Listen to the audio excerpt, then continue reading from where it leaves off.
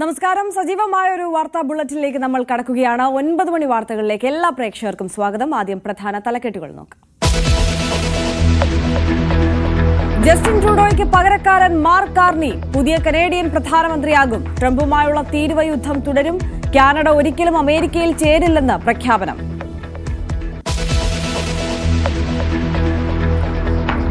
ഗാസയിലെ വെടിനിർത്തലിനായി ഖത്തറിൽ ഇന്ന് ചർച്ച. ഇസ്രായേൽ പ്രതിനിധികൾ പങ്കെടുക്കും. തീരുമാനം മധ്യസ്ഥരുടെ ക്ഷണം മാനിച്ച്. അമേരിക്കൻ പ്രസിഡന്റ് ട്രംപ് ഉയർത്തുന്ന താരിഫ് ഭീഷണിക്കിടെ ഇന്ത്യ യൂറോപ്യൻ യൂണിയൻ ചർച്ചയ്ക്ക് ഇന്ന് തുടക്കം. ബ്രസൽസിൽ നടക്കുന്നത് സ്വതന്ത്ര വ്യാപാര കരാറിനായുള്ള 10ാം റൗണ്ട് ചർച്ചകൾ. പാർലമെന്റിൽ ഇന്നു മുതൽ 2ാം ഘട്ട ബജറ്റ് സമ്മേളനം. വഖഫ് ബിൽ അടക്കം നിരവധി വിഷയങ്ങൾ സഭയിലെത്തും. വോട്ടർ പട്ടിക, മണ്ഡല പുനർനിർണയ കാര്യങ്ങളിൽ പ്രതിഷേധിക്കാൻ കോൺഗ്രസ്. സ്ട്രാറ്റജി ഗ്രൂപ്പ് യോഗം വൈകിട്ട് ഡൽഹിയിൽ. കരിപ്പൂരിലെ വീട്ടിൽ നിന്ന് വൻ ലഹരി മരുന്ന് വേട്ട. 1.5 കിലോ MDMA പിടികൂടി. MDMA പിടിച്ചത് മട്ടാഞ്ചേരിയിൽ പിടിയിലായ ആഷിഖിന്റെ വീട്ടിൽ നിന്ന്. ലഹരിക്കണ്ണികൾ പൊട്ടിക്കാൻ ഗവർണറും ഇടപെടുന്നു. നടപടികൾ വിശദീകരിക്കണമെന്ന് DGPക്ക് നോട്ടീസ്. ലഹരിമുക്ത ക്യാമ്പസുകൾക്കായി VC-മാരുമായി വൈകിട്ട് യോഗം രാജ്ഭവനിൽ. അർദ്ധരാത്രിയിലും മിന്നൽ പരിശോധനയുമായി കൊച്ചി പോലീസ്. താമരശ്ശേരിയിലെ ഷാനിദ് മരിച്ചത് മയക്കുമരുന്ന് അമിതമായി ശരീരത്തിലെത്തി. പുതുമുഖ നേതൃത്വവുമായി തെരഞ്ഞെടുപ്പിനെ നേരിടാൻ CPM. വീണ്ടും സർവാധിപത്യം ഉറപ്പിച്ച് പിണറായി വിജയൻ. ചർച്ചയായി KK ശൈലജ സെക്രട്ടേറിയറ്റിലെത്തിയതിലെ രാഷ്ട്രീയം. എറണാകുളം, കണ്ണൂർ, കോട്ടയം ജില്ലകളിൽ പുതിയ സെക്രട്ടറിമാർ. പാർട്ടി കോൺഗ്രസിന് ശേഷം. രാഷ്ട്രീയ കേന്ദ്രങ്ങളിൽ ചർച്ചയായി CPM നേതൃത്വത്തിലെ അഴിച്ചുപണി. സെക്രട്ടേറിയറ്റിൽ ഇടം കിട്ടാത്തതിൽ P ജയരാജന് അസംതൃപ്തി. മേഴ്സിക്കുട്ടിയമ്മയ്ക്കും N സുകന്യയ്ക്കും വിയോജിപ്പ്. ഫേസ്ബുക്കിൽ അതൃപ്തി പോസ്റ്റിട്ടും ഇറങ്ങിപ്പോയും A പത്മകുമാർ.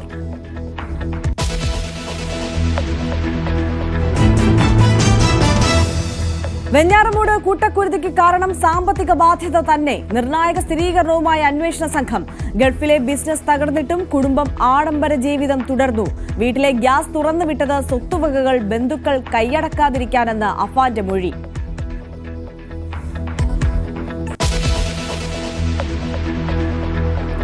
വിശദമായി കടക്കുകയാണ്. പതിവ് പോലെ നമ്മൾ ദേശീയ അന്തർദേശീയ വാർത്തകളിൽ നിന്നാണ് തുടങ്ങുന്നത്. ആദ്യം ദേശീയ വാർത്തകളിലേക്ക് നോക്കിയാൽ പാർലമെന്റ് ബജറ്റ് സമ്മേളനത്തിന്റെ 2ാം ഘട്ടത്തിന് ഇന്ന് തുടക്കമാവുകയാണ്. ഏപ്രിൽ 4 വരെ പാർലമെന്റ് സമ്മേളിക്കും. വോട്ടർ പട്ടികയിലെ ഇരട്ടിപ്പ്, ദേശീയ വിദ്യാഭ്യാസ നയം, മണ്ഡല പുനർനിർണയം തുടങ്ങിയ വിഷയങ്ങളിൽ പ്രതിപക്ഷം പ്രതിഷേധിക്കും. പാർലമെന്റിന്റെ സംയുക്ത സമിതി പരിശോധിച്ച് നിർദ്ദേശങ്ങൾ സമർപ്പിച്ച വഖഫ് ബിൽ സമ്മേളനത്തിൽ സർക്കാർ അവതരിപ്പിക്കും. ER രാഗേഷാണ് നാഷണൽ ഡെസ്കിൽ നിന്ന് നമുക്കൊപ്പം കൂടുതൽ വിവരങ്ങളുമായി ചേരുന്നത്. രാഗേഷ്, സഭയെ പ്രക്ഷുബ്ധമാക്കാൻ തന്നെയല്ലേ പ്രതിപക്ഷത്തിന്റെ നീക്കം? ഏതൊക്കെ വിഷയങ്ങൾ സഭയിലെത്തും? ഏതായാലും 2 വിഷയങ്ങളിൽ കോൺഗ്രസ് ഇതിനോടകം തന്നെ, പ്രതിപക്ഷം ഇതിനോടകം തന്നെ അടിയന്തര പ്രമേയത്തിന് നോട്ടീസ് നൽകി കഴിഞ്ഞു. രാജ്യസഭയിൽ DMK മണ്ഡല പുനർനിർണയത്തിലുള്ള ആശങ്കകൾ പരിഹരിക്കണം. കാരണം നിലവിലെ രീതിയിൽ മണ്ഡലം പുനർനിർണയം നടത്തുകയാണെങ്കിൽ അത് ദക്ഷിണേന്ത്യൻ സംസ്ഥാനങ്ങളെ ബാധിക്കും എന്ന് ചൂണ്ടിക്കാണിച്ചുകൊണ്ട് DMK MP തിരിച്ചു ശിവയാണ് ഇപ്പോൾ നോട്ടീസ് നൽകിയിരിക്കുന്നത്. റൂൾ 267 പ്രകാരം ചർച്ച ചെയ്യണമെന്ന ആവശ്യമാണ് തിരുച്ചി ശിവ ഇപ്പോൾ ഉന്നയിച്ചിരിക്കുന്നത്. കാരണം DMK ഈ വിഷയം വലിയ രീതിയിൽ ഏറ്റെടുത്തുകൊണ്ട് മുന്നോട്ട് പോവുകയാണ്. ദക്ഷിണേന്ത്യൻ സംസ്ഥാനങ്ങളുടെ പിന്തുണ തേടിയിട്ടുണ്ട്. ബംഗാൾ, ഒപ്പം തന്നെ ഒഡീഷ, പഞ്ചാബ് തുടങ്ങിയ സർക്കാരുകളുടെ പിന്തുണ തേടുകയും ചെയ്തിട്ടുണ്ട്. അപ്പോൾ ഈ വിഷയം പാർലമെന്റിൽ കൂടി ചർച്ചയാക്കാനാണ് DMKയുടെ തീരുമാനം. ഏതായാലും ഈ വിഷയത്തിൽ തമിഴ്നാട്ടിൽ നിന്നുള്ള അംഗങ്ങളുടെ പ്രത്യേകിച്ചൊരു പ്രതിഷേധത്തിന് ഇന്ന് സാധ്യതയുണ്ട്. ലോക്സഭയിൽ കോൺഗ്രസ് അംഗമായ മാണിക്കം ടാഗോറാണ് ഇപ്പോൾ നോട്ടീസ് നൽകിയിരിക്കുന്നത്. അതായത് മണിപ്പൂരിലെ സംഘർഷം ചർച്ച ചെയ്യണം, സഭാ നടപടികൾ നിർത്തിവെച്ച് ചർച്ച ചെയ്യണമെന്ന് ആവശ്യപ്പെട്ടുകൊണ്ടാണ് നോട്ടീസ് നൽകിയിരിക്കുന്നത്. ഒപ്പം തന്നെ ജമ്മു കാശ്മീരിലെ സംഘർഷവും ചർച്ചയ്ക്ക് വിധേയമാക്കണം, എന്താണ് സംഭവിക്കുന്നതെന്ന് പാർലമെന്റിനെ അറിയിക്കണം എന്ന ആവശ്യം കൂടി മാണിക്കം ടാഗോർ ഇപ്പോൾ നോട്ടീസിൽ ആവശ്യപ്പെട്ടിട്ടുണ്ട്. ഏതായാലും ഈ വിഷയങ്ങളിൽ സഭ പ്രക്ഷുബ്ധമാകാൻ തന്നെയാണ് സാധ്യത. ഏതായാലും ഈ സഭാ സമ്മേളനത്തിൽ കേന്ദ്ര സർക്കാർ പ്രധാനമായും കൊണ്ടുവരാൻ ഉദ്ദേശിക്കുന്നത് വഖഫ് ഭേദഗതി ബില്ല് തന്നെയാണ്. ഈ സമ്മേളനത്തിന്റെ ആദ്യഘട്ടത്തിൽ തന്നെ ഈ ബില്ല് അവസാന ദിവസം പാർലമെന്റിൽ വെച്ചിരുന്നു. അന്ന് തന്നെ വലിയ പ്രതിഷേധം പ്രതിപക്ഷത്തിന്റെ ഭാഗത്തുനിന്നുണ്ടായിരുന്നു. ഏതായാലും ഈ സമ്മേളനത്തിൽ ഏപ്രിൽ 4 തീയതി വരെ നടക്കുന്ന സമ്മേളനത്തിൽ ഈ വിഷയം ബില്ല് പാസ്സാക്കിയെടുക്കാൻ തന്നെയായിരിക്കും കേന്ദ്ര സർക്കാരിന്റെ തീരുമാനം. ഏതായാലും ഇന്ന് ആദ്യ ദിനം തന്നെ വലിയ രീതിയിലുള്ള പ്രതിഷേധത്തിന് സാധ്യതയുണ്ട്. അത്തരം സൂചനകളാണ് പ്രതിപക്ഷ പാർട്ടികളുടെ ഭാഗത്ത് നടക്കുന്നത്. ഏതായാലും സഭയിലെ നടപടികൾ, സഭയിലെ എന്തൊക്കെ തന്ത്രങ്ങൾ ചർച്ച ചെയ്യാൻ പ്രതിപക്ഷ പാർട്ടികളുടെ യോഗം ഇപ്പോൾ ചേർന്നുകൊണ്ടിരിക്കുകയാണ്. സർക്കാരിന്റെ യോഗവും ഭരണപക്ഷത്തിന്റെ യോഗവും ഇപ്പോൾ ചേർന്നുകൊണ്ടിരിക്കുകയാണ്. ആര്യ. ശരി, ER രാഗേഷാണ് വിശദാംശങ്ങൾ നൽകിയത്. എന്തായാലും ER സൂചിപ്പിച്ചതുപോലെ തന്നെ സഭ പ്രക്ഷുബ്ധമാകുമെന്നുള്ള കാര്യത്തിൽ തർക്കമില്ല. വിവിധ വിഷയങ്ങൾ വലിയ രീതിയിൽ പ്രതിഷേധിക്കാൻ, വിവിധ വിഷയങ്ങളിൽ വലിയ രീതിയിൽ പ്രതിഷേധിക്കാനാണ് പ്രതിപക്ഷത്തിന്റെ നീക്കം. എന്തായാലും പാർലമെന്റിൽ ഉന്നയിക്കേണ്ട വിഷയങ്ങളും സ്വീകരിക്കേണ്ട സമീപനങ്ങളും ചർച്ച ചെയ്യാൻ കോൺഗ്രസ് സ്ട്രാറ്റജി ഗ്രൂപ്പ് യോഗം ഇന്ന് ചേരും. ദേശീയ വിദ്യാഭ്യാസ നയം, മണ്ഡല പുനർനിർണയം തുടങ്ങിയ വിഷയങ്ങളിൽ തുടർ നീക്കങ്ങൾ തീരുമാനിക്കും. വൈകിട്ട് ചേരുന്ന യോഗത്തിൽ പാർലമെന്ററി പാർട്ടി അധ്യക്ഷ സോണിയാഗാന്ധി, കോൺഗ്രസ് പ്രസിഡന്റ് മല്ലികാർജ്ജുൻ ഖർഗെ, പ്രതിപക്ഷ നേതാവ് രാഹുൽ ഗാന്ധി, മുതിർന്ന പാർട്ടി നേതാക്കൾ തുടങ്ങിയവർ പങ്കെടുക്കും. ഇനി അന്തർദേശീയ വാർത്തകളിലേക്കാണ് പോകുന്നത്. ഗാസയിലെ വെടിനിർത്തൽ സംബന്ധിച്ചുള്ള ചർച്ചകൾ ഖത്തറിൽ നടക്കും. ചർച്ചകളിൽ ഇസ്രായേൽ പ്രതിനിധി സംഘം പങ്കെടുക്കും. യുഎസിന്റെ പിന്തുണയുള്ള മധ്യസ്ഥരുടെ ക്ഷണം മാനിച്ചാണ് ചർച്ചകളിൽ ഇസ്രായേൽ പങ്കെടുക്കുന്നത്. വെടിനിർത്തൽ കരാറിന്റെ 2ാം ഘട്ട ചർച്ചകൾക്കായി ശനിയാഴ്ച കെയ്റോയിൽ ഹമാസ് സംഘം ഈജിപ്ഷ്യൻ ഉദ്യോഗസ്ഥരുമായി കൂടിക്കാഴ്ച നടത്തിയിരുന്നു. കൂടുതൽ വിവരങ്ങളുമായി ഇന്റർനാഷണൽ ഡെസ്കിൽ നിന്ന് ആയിഷത്തുൽ ഷംന നമുക്കൊപ്പം ചേരുകയാണ്. ഷംന, സമാധാനം പുലരും അല്ലെങ്കിൽ സമാധാനം ഉണ്ടാകും, 2ാം വെടിനിർത്തൽ കരാർ ചർച്ച അതൊരു വിജയമായി തീരും എന്നുള്ള പ്രതീക്ഷയാണോ നമുക്ക് അന്തർദേശീയ തലത്തിൽ നിന്ന് ലഭിക്കുന്നത്? തീർച്ചയായും ആര്യ, അങ്ങനെ തന്നെ കരുതാം. കാരണം പക്ഷെ 1 മാസം മുൻപ് തുടങ്ങേണ്ടിയിരുന്ന 2ാം ഘട്ട വെടിനിർത്തൽ ചർച്ചകളാണ് ഇപ്പോൾ 1 മാസം പിന്നിട്ട് തുടങ്ങാനിരിക്കുന്നത്. ഒപ്പം തന്നെ യുഎസിന്റെ പിന്തുണയുള്ള രാജ്യങ്ങൾ വിളിച്ച ചർച്ചയിൽ പങ്കെടുക്കുന്നു എന്നാണ് ഇസ്രായേൽ അറിയിച്ചിട്ടുള്ളത്. ഒപ്പം തന്നെ ഖത്തറുമായും അല്ലെങ്കിൽ ഈജിപ്തുമായും ബന്ധമുള്ള അല്ലെങ്കിൽ ഖത്തറും ഈജിപ്തും നടത്തുന്ന മധ്യസ്ഥ ചർച്ചകളിൽ പങ്കെടുക്കാൻ തയ്യാറാണെന്ന് ഹമാസും വ്യക്തമാക്കിയതാണ്. ഇതിന്റെ അടിസ്ഥാനത്തിൽ തന്നെയാണ് ഇരു രാജ്യങ്ങൾക്കും സമ്മതിതരായ രാജ്യങ്ങൾ നടത്തുന്ന മധ്യസ്ഥ ചർച്ചകൾ അതിനൊടുവിൽ സമാധാനം പുലരുമെന്ന ഒരു പ്രതീക്ഷ തന്നെയാണ് പങ്കുവെക്കുന്നത്. ഒപ്പം ഈ ആദ്യഘട്ട വെടിനിർത്തൽ കരാറുമായി ബന്ധപ്പെട്ട് ബന്ദികളെ കൈമാറുന്ന വേളയിൽ വലിയ രീതിയിലുള്ള ആശങ്കകൾ ഉണ്ടായിരുന്നു. കാരണം ഈ ബന്ദികളെ കൈമാറുന്ന സമയത്ത് ഹമാസ് അവരെ അപമാനിക്കുന്ന തരത്തിലേക്കാണ് കാര്യങ്ങൾ കൊണ്ടെത്തിക്കുന്നത്. അവരുടെ വീഡിയോ എടുത്ത് സോഷ്യൽ മീഡിയയിലടക്കം പ്രചരിപ്പിക്കുന്നു. ബന്ദികളെ പൊതുമധ്യത്തിൽ കൊണ്ടുവന്ന് കൈമാറ്റം ചെയ്യുന്നു. ഇതൊക്കെ അപമാനിക്കുന്നതിന് തുല്യമാണെന്ന് ചൂണ്ടിക്കാട്ടി ഇസ്രായേൽ വലിയ രീതിയിൽ പ്രതിരോധത്തിന് ഇറങ്ങിയിരുന്നു. ഈ ഹമാസ് ഇസ്രായേൽ ബന്ദികളാക്കിയ തടവുകാരെ വിട്ടയക്കുന്നതിലൊക്കെ വൈകിപ്പിച്ചിരുന്നു. ഇതൊക്കെ ഏറെ ആശങ്കകൾക്കാണ് വഴിവെച്ചിരുന്നത്. വീണ്ടും ഒരു യുദ്ധത്തിലേക്ക് പോവുകയാണോ അല്ലെങ്കിൽ വെടിനിർത്തൽ അവസാനിക്കുകയാണോ തുടങ്ങിയ വലിയ രീതിയിലുള്ള ആശങ്കകൾ ഉണ്ടായിരുന്നു. പക്ഷേ അതിനൊക്കെ ഒടുവിൽ 2ാം ഘട്ട വെടിനിർത്തൽ ചർച്ചകൾ, നിർണായക ചർച്ചകൾ അടക്കം പുരോഗമിക്കുമ്പോൾ തുടങ്ങാനിരിക്കുമ്പോൾ വലിയ പ്രതീക്ഷയിൽ തന്നെയാണുള്ളത്. ഒപ്പം തന്നെ ഇതുവരെ കൈമാറ്റം ചെയ്യപ്പെട്ടത് 1ാം ഘട്ട വെടിനിർത്തൽ കാലത്ത് 25 ബന്ദികളെയും 8 മൃതദേഹങ്ങളുമാണ് ഹമാസ് കൈമാറിയത്. ഒപ്പം ഇസ്രായേൽ 2000-ഓളം ബന്ദികളെ ഇസ്രായേലും കൈമാറിയിരുന്നു. ഇനി കൈമാറാനുള്ളത് ഈ 24 ബന്ദികളെ ഹമാസ് കൈമാറാനുണ്ട്. ഒപ്പം 35 മൃതദേഹങ്ങളും ഹമാസ് കൈമാറാനുണ്ട്. എന്തായാലും 2ാം ഘട്ട വെടിനിർത്തൽ ചർച്ചകൾ ഈ ഖത്തറിന്റെയും ഈജിപ്തിന്റെയും ഒക്കെ മധ്യസ്ഥതയിൽ നടക്കുമ്പോൾ ഈ ബന്ദി കൈമാറ്റം അടക്കമുള്ള കാര്യങ്ങൾ ഉടൻ തന്നെ ഉണ്ടാകും. വെടിനിർത്തൽ ചർച്ചകൾ ഉടൻ പുരോഗമിക്കുമെന്ന് തന്നെയാണ് മനസ്സിലാക്കുന്നത്. ആര്യ, തീർച്ചയായും ആയിഷത്തുൽ ഷംനയാണ് വിവരങ്ങൾ നൽകിയത്. എന്തായാലും ചർച്ചകൾക്കൊടുവിൽ സമാധാനപരമായ തീരുമാനങ്ങളിലേക്ക് ഇരുവിഭാഗവും എത്തുമെന്ന് നമുക്ക് പ്രതീക്ഷിക്കാം. ജസ്റ്റിൻ ട്രൂഡോയുടെ പകരക്കാരനായി മാർക്ക് കാർണി ഇനി കാനഡയെ നയിക്കും. 86% വോട്ട് നേടിയാണ് കാർണി പ്രധാനമന്ത്രിയായത്. ട്രംപിന്റെ താരിഫ് ഭീഷണികളെ കണക്കിലെടുക്കുന്നില്ലെന്ന് പ്രധാനമന്ത്രിയായി തെരഞ്ഞെടുക്കപ്പെട്ട ശേഷമുള്ള ആദ്യ പ്രസംഗത്തിൽ കാർണി പറഞ്ഞു. വിവരങ്ങളുമായി VR കാർത്തിക് ഇന്റർനാഷണൽ ഡെസ്കിൽ നിന്ന് ചേരുകയാണ്. കാർത്തിക്, ഏറെ നാളത്തെ വിവാദത്തിനും കാത്തിരിപ്പിനും ഒക്കെ വിരാമമായിരിക്കുന്നു. കാനഡയ്ക്ക് പുതിയ പ്രധാനമന്ത്രി വന്നിരിക്കുന്നു. അദ്ദേഹത്തിന്റെ രാഷ്ട്രീയ പശ്ചാത്തലം അടക്കമുള്ള കാര്യങ്ങളിലേക്ക് കടക്കണം. അതോടൊപ്പം തെരഞ്ഞെടുക്കപ്പെട്ടതിന് ശേഷം ആദ്യം തന്നെ അമേരിക്കയുമായുള്ള ഒരു തുറന്ന വെല്ലുവിളിയിലേക്കാണല്ലോ കടക്കുന്നത്.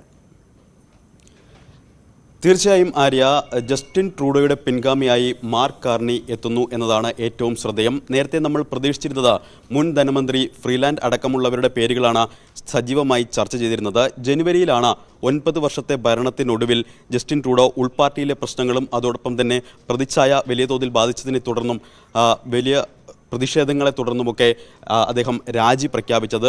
അപ്പോൾ തന്നെ ലിബറൽ പാർട്ടിയുടെ അടുത്ത നേതാവ് ആരെന്ന ചർച്ചകൾ സജീവമായിരുന്നു. ഫ്രീലാൻഡ് അടക്കമുള്ളവരുടെ പേരുകളാണ് സജീവമായി ചർച്ച ചെയ്യപ്പെട്ടിരുന്നത് എങ്കിൽ കൂടിയും 1.5 ലക്ഷത്തോളം പാർട്ടി പ്രവർത്തകർ പങ്കെടുത്ത വോട്ടെടുപ്പിൽ കഴിഞ്ഞ ദിവസം 85.9 വോട്ടുകളോടെയാണ് മാർക്ക് കാർണി നേതൃത്വത്തിലേക്ക് വരുന്നത് എന്നതാണ് ഏറ്റവും ശ്രദ്ധേയം. ഇത് തീർത്തും അപ്രതീക്ഷിതമായ ഒരു കാര്യം കൂടിയാണ് എന്ന് ഈ ഘട്ടത്തിൽ പറയണം. കാരണം ആദ്യഘട്ടത്തിൽ തന്നെ ചർച്ച ചെയ്യപ്പെട്ട പേരുകളിലൊന്നും കാർണിയുടെ പേരുകൾ ആദ്യഘട്ടത്തിൽ ഉണ്ടായിരുന്നില്ല എന്നതാണ് ഏറ്റവും ശ്രദ്ധേയം. 53-കാരനായ ട്രൂഡോ പോകുമ്പോൾ 59-കാരനായ മാർക്ക് കാർണി വരുന്നു. സ്വാഭാവികമായും പൊതു തെരഞ്ഞെടുപ്പുകൾ അദ്ദേഹം അഭിമുഖീകരിച്ചിട്ടില്ല. ഇത്തരത്തിലുള്ള രാഷ്ട്രീയ സ്ഥാനമാനങ്ങൾ അദ്ദേഹം ഇതുവരെയും വഹിച്ചിട്ടുമില്ല.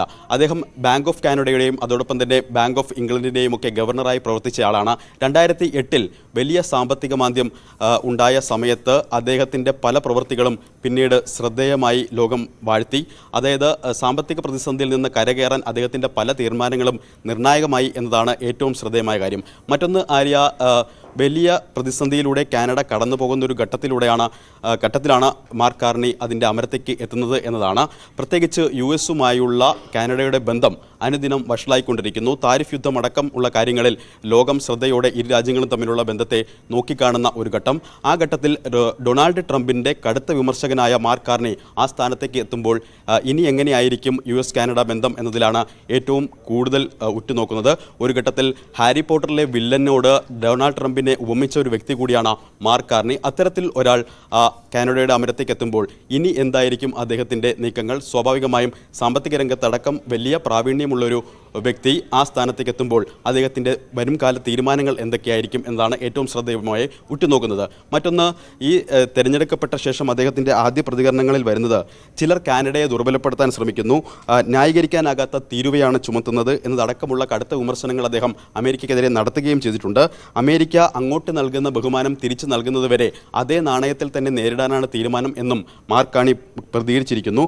എന്തായാലും നേരത്തെ പറഞ്ഞതുപോലെ ഹാരി പോട്ടറിലെ വില്ലനോട് ഡൊണാൾഡ് ട്രംപിനെ ഉപമിച്ച ഒരു വ്യക്തി കാനഡയുടെ അമരത്തേക്ക് എത്തുമ്പോൾ US-കാനഡ ബന്ധം ഇനി എങ്ങനെ എന്ന് ഉറ്റുനോക്കുകയാണ് ലോകരാജ്യങ്ങളും. ആര്യ, തീർച്ചയായും VR കാർത്തിക്കാണ് ഇന്റർനാഷണൽ ഡെസ്കിൽ നിന്ന് വിവരങ്ങൾ നൽകിയത്. എന്തായാലും കാനഡയുടെ പുതിയ പ്രധാനമന്ത്രി ട്രംപിന്റെ താരിഫ് ഭീഷണിയെ ശക്തമായി നേരിടും എന്ന് പറയുമ്പോൾ ട്രംപിന്റെ താരിഫ് ഭീഷണി തുടരുന്ന സാഹചര്യത്തിൽ ഇന്ത്യ യൂറോപ്യൻ യൂണിയൻ ചർച്ചയ്ക്ക് ഇന്ന് തുടക്കമാവുകയാണ്. ബ്രസൽസിൽ നിർദ്ദിഷ്ട സ്വതന്ത്ര വ്യാപാര കരാറിനായുള്ള 10ാം റൗണ്ട് ചർച്ചകളാണ് ആരംഭിക്കുന്നത്.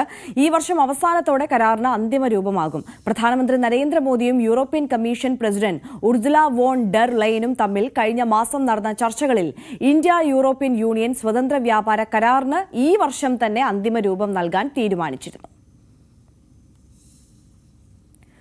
ഹംപി കൂട്ടബലാത്സംഗ കേസിൽ 3ാമത്തെ പ്രതിയും പിടിയിൽ. തമിഴ്നാട്ടിൽ നിന്നും ഇയാളെ പിടികൂടിയെന്ന് കർണാടക മന്ത്രി ശിവരാജ് തങ്കഡി വ്യക്തമാക്കി. ആയിഷത്തുൽ ഷംന കൂടുതൽ വിവരങ്ങൾ നൽകും. ഷംന, രാജ്യത്തെ ഒന്നാകെ ഞെട്ടിച്ച ഒരു വാർത്തയായിരുന്നു ഹംപിയിലെ കൂട്ടബലാത്സംഗം. അതിലിപ്പോൾ 3ാമത്തെ പ്രതി പിടിയിലായിരിക്കുന്നു എന്ന് പറയുന്നു. വിശദാംശങ്ങൾ എങ്ങനെയാണ്? ആര്യ, രാജ്യത്തെ ഒന്നാകെ ഞെട്ടിച്ച, നേരത്തെ സൂചിപ്പിച്ചതുപോലെ തന്നെ വലിയ രീതിയിൽ ചർച്ച ചെയ്യപ്പെട്ട ഒരു കാര്യമായിരുന്നു ഹംപിയിലെ കൂട്ടബലാത്സംഗ കേസ്. ഈ വിദേശ വനിതയടക്കം വനിതാ ദിനത്തിൽ ബലാത്സംഗം ചെയ്യപ്പെട്ട വാർത്ത. അതിൽ കഴിഞ്ഞ ദിവസം 2 പ്രതികളെ അറസ്റ്റ് ചെയ്തിരുന്നു. പക്ഷേ 3ാമത്തെ ആൾ എവിടെ എന്നത് വലിയ ചോദ്യമായിരുന്നു. പോലീസിനെ ഏറെ പ്രതിസന്ധിയിലാക്കിയ ഒരു ചോദ്യം കൂടിയായിരുന്നു. സമീപവാസികൾ, കർണാടക സ്വദേശികളായ യുവാക്കൾ തന്നെയാണ് ഈ യുവതികളടക്കം 5-അംഗ സംഘത്തിനെ ആക്രമിച്ചതും യുവതികളെ ബലാത്സംഗത്തിന് ഇരയാക്കിയതും എന്ന വാർത്തകളൊക്കെ വന്നിരുന്നു. ഇത് സംബന്ധിച്ച നിർണായക CCTV ദൃശ്യങ്ങളടക്കം പോലീസിന് കഴിഞ്ഞ ദിവസം ലഭിച്ചിരുന്നു. ഇതിന്റെ അടിസ്ഥാനത്തിലും ഒപ്പം തന്നെ നേരത്തെ പിടിയിലായ 2 പേരുടെ മൊഴിയുടെ 2 പേരെ ചോദ്യം ചെയ്തതിൽ നിന്നുമാണ് ഈ 3ാമത്തെ പ്രതിയിലേക്ക് എത്താൻ പോലീസിന് സഹായകരമായത്. ഒപ്പം തന്നെ ഇയാൾ കുറ്റകൃത്യത്തിന് ശേഷം വനിതാ ദിനത്തിൽ ആണ് ഈ യുവതികൾ ആക്രമിക്കപ്പെടുന്നത്. അതിനുശേഷം കുറ്റകൃത്യത്തിന് ശേഷം ഇയാൾ തമിഴ്നാട്ടിലേക്ക് രക്ഷപ്പെടുകയായിരുന്നു. അവിടെ തമിഴ്നാട്ടിലെ ഒരു ഉൾഗ്രാമത്തിൽ നിന്നാണ് ഇയാളെ പിടികൂടിയതെന്നാണ് ഇപ്പോൾ പോലീസ് വ്യക്തമാക്കിയിട്ടുള്ളത്. ഒപ്പം ഇയാളുടെ പേര് ശരണപ്പ എന്നാണ്. മറ്റ് വിവരങ്ങളൊന്നും പോലീസ് അറിയിച്ചിട്ടില്ല. എന്തായാലും ഇയാളെ തിരിച്ച് കർണാടകയിൽ കൊണ്ടുവന്നതിന് ശേഷമായിരിക്കും മറ്റ് കാര്യങ്ങൾ ചോദ്യം ചെയ്യൽ അടക്കമുള്ള നടപടികൾ ഉണ്ടാവുക എന്ന് വ്യക്തമാക്കിയാണ്. നേരത്തെ തന്നെ 2 പേരുടെ അറസ്റ്റ് രേഖപ്പെടുത്തിയാണ് ഈ 3ാമത്തെ പ്രതിയെ കൂടി കർണാടകയിലേക്ക് കൊണ്ടുവന്നതിന് ശേഷമായിരിക്കും മറ്റ് നടപടികൾ ഉണ്ടാകുക. എന്തായാലും ഏറെ ആശ്വാസകരമായ വാർത്ത എന്ന് തന്നെ ഇപ്പോൾ പറയേണ്ടിയിരിക്കുന്നു. കാരണം വലിയ രീതിയിൽ ചർച്ച ചെയ്യപ്പെട്ട ഒരു കാര്യമായിരുന്നു. കർണാടകയിലെ 5 അംഗ സംഘം രാത്രി 11 മണിയോട് കൂടിയാണ് സനാപൂർ കനാലിന് സമീപത്ത് വെച്ച് ഇവർ ആക്രമിക്കപ്പെടുന്നത്. ഒപ്പം ഉണ്ടായിരുന്ന ഈ വിദേശീയ വനിതയും ഒപ്പം ഹോം സ്റ്റേ ഉടമയുമായ 2 യുവതികളും അവർക്കൊപ്പം ഉണ്ടായിരുന്ന 3 പുരുഷന്മാരെ കനാലിലേക്ക് തള്ളിയിട്ടതിന് ശേഷമായിരുന്നു ഈ യുവതികളെ ആക്രമിച്ചതും ബലാത്സംഗം ചെയ്തതും ഒപ്പം ഇവരുടെ ഫോണും ബാഗും ക്യാഷും അടക്കം ഈ പ്രതികൾ പിടിച്ചെടുത്തതും. അതിനുശേഷം എന്തായാലും ഈ നിർണായക CCTV ദൃശ്യങ്ങൾ, കനാലിന് സമീപത്തെ ക്ഷേത്രത്തിൽ നിന്ന് കണ്ടെത്തിയ CCTV ദൃശ്യങ്ങൾ, ഈ പ്രതികളുടെ ചോദ്യം ചെയ്യലിൽ നിന്നും കിട്ടിയ വിവരങ്ങൾ, ഒപ്പം ഈ യുവതികളുടെ മൊഴി, ഇതൊക്കെ ഏറെ നിർണായകമായിരുന്നു. അത്തരം ആശ്വാസകരമായ വാർത്ത തന്നെയാണ് വരുന്നത്. ഒപ്പം തന്നെ ഈ യുവതികളുടെ ആരോഗ്യനില സംബന്ധിച്ചും ഇപ്പോൾ ഏറെ ആശ്വാസകരമായ വാർത്ത വരുന്നു. യുവതികൾക്ക് അവരുടെ നില മെച്ചപ്പെട്ടു, കൗൺസിലിംഗ് അടക്കമുള്ള കാര്യങ്ങൾ തുടങ്ങി അവരുടെ മാനസികാരോഗ്യം കൂടി മെച്ചപ്പെടുന്നു എന്ന് കൂടി ഡോക്ടർമാർ വ്യക്തമാക്കുന്നു. ആര്യ, തീർച്ചയായും അശുതുൽ ഷംനയാണ് വിവരങ്ങൾ നൽകിയത്. എന്തായാലും ഹംപി കൂട്ടബലാത്സംഗ കേസിൽ 3ാമത്തെ പ്രതിയും പിടിയിലായിരിക്കുന്നു എന്നുള്ള ഏറെ നിർണായകമായ വാർത്തയാണ് ഈ ഘട്ടത്തിൽ പുറത്തുവരുന്നത്. മറ്റു വാർത്തകളിലേക്ക് എത്തും മുമ്പൊരു ചെറിയ ഇടവേള.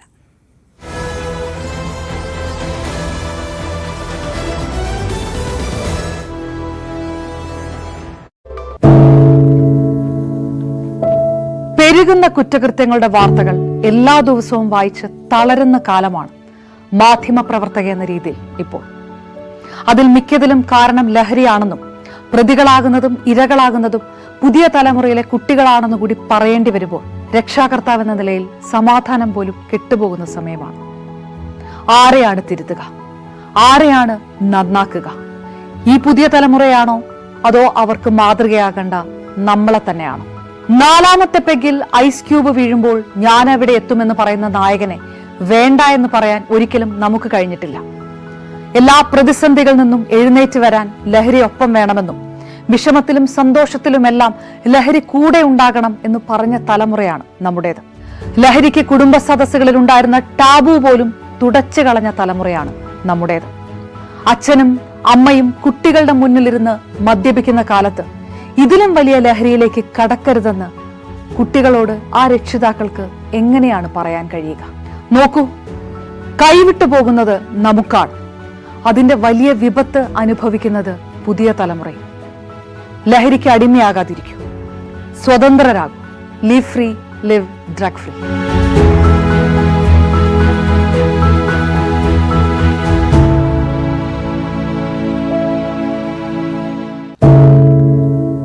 എന്തുപറ്റി നമ്മുടെ നാടിന് എന്ന് ചോദിച്ചു പോകുന്ന കാര്യങ്ങളാണ് ഇപ്പോൾ സംഭവിക്കുന്നത്. എന്തൊക്കെയാണ് നമ്മുടെ യുവതലമുറ തെരുവുകളിൽ കാട്ടിക്കൂട്ടുന്നത്? കൊല്ലാൻ പോലും മടികാട്ടാത്ത ഇവർ സ്വബോധത്താൽ ഇങ്ങനെയൊന്നും ചെയ്യില്ല. നാടിന്റെ അഭിമാനമായി വളരേണ്ട യുവത്വത്തെ ഇങ്ങനെ പോകാൻ അനുവദിച്ചുകൂടാ. നമ്മൾ ഓരോരുത്തരും മാതാപിതാക്കൾ കൂടിയാണ്. നേർവഴിക്ക് നടത്താൻ, തെറ്റുകൾ പറഞ്ഞു മനസ്സിലാക്കാൻ നമുക്ക് കഴിയണം. ഇപ്പോഴത്തെ അക്രമ സംഭവങ്ങളിൽ 99% ലഹരിയുടെ, പ്രത്യേകിച്ച് ഗുരുതരമായ ആരോഗ്യ പ്രശ്നങ്ങളിലേക്ക് കൊണ്ടുവന്നെത്തിക്കുന്ന ഡ്രഗ്സിന്റെ ഉപയോഗമുണ്ടെന്ന് മനസ്സിലാക്കിയിട്ടുണ്ട്. ഇത് നിസ്സാരമല്ല. കണ്ടില്ലെന്ന് നടിക്കാൻ ആർക്കുമാവില്ല. ജീവിതം ഒട്ടേറെ ബാക്കിയുണ്ടെന്ന് യുവതലമുറ മനസ്സിലാക്കണം.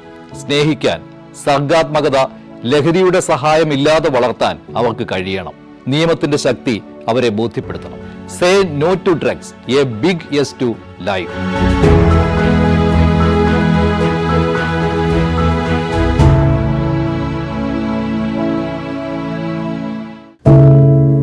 ഒരു മാധ്യമ പ്രവർത്തക എന്ന നിലയ്ക്ക് ഇപ്പോൾ ഏറ്റവും കൂടുതൽ കൈകാര്യം ചെയ്യേണ്ടി വരുന്നത് ലഹരിയുമായി ബന്ധപ്പെട്ട വാർത്തകളാണ്. കൊച്ചുകുട്ടികൾ മുതൽ യുവാക്കൾ വരെ എല്ലാവരും ഉൾപ്പെട്ടിരിക്കുന്ന ലഹരിയുടെ ഒരു വല.